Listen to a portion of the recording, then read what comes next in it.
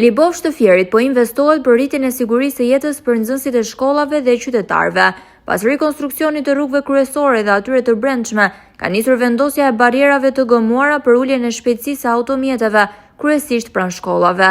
Ky investim synon të garantojë më shumë siguri për nxënësit e shkollës nëntëvjeçare dhe të mesme, por edhe për të gjithë banorët e zonës, është shprehur për televizionin Apollon përfaqësuesi i njësisë administrative Libofsh. Sipas tij, vendosja e këtyre barierave është një masë konkrete për të rritur sigurinë rrugore, veçanërisht në zonat pranë shkollave. Synimi ynë është mbrojtja e jetës së nxënësve dhe e komunitetit, ka thënë i njëjti burim zyrtar.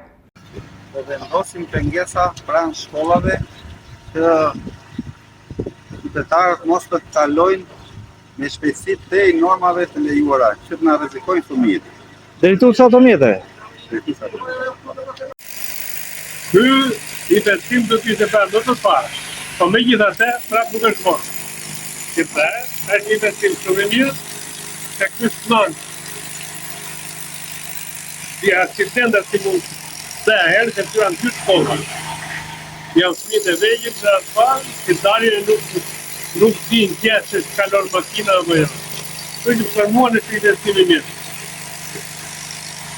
Përsa i përket mirëmbajtjes dhe ruajtjes. Po, ato duhet të mirëmbahen, ne pakën unë për para ta ja morni ruajve. Pangur ato. Por dhe bashkia duhet të interesohet. Edhe vetë qytetarët duhet të ndjejsohen. Patjetër dhe vetë qytetarët. Se për ne, për fëmijët tanë.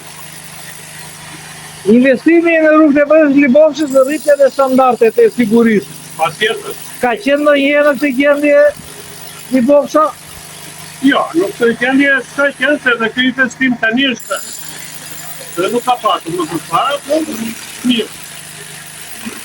Duhet të shikohet e rrugë shkollës, edhe aty duhet investohet në shkollën materiale, nuk e di të vend, por mirë është. Banorët e zonës vlerësojnë këtë ndërhyrje si të domosdoshme edhe pse të vonuar. Sipas tyre është një investim i vonuar për shumë i nevojshëm. Këto masa ndihmojnë drejt për drejt në mbrojtjen e jetës së fëmijëve dhe të gjithë qytetarëve.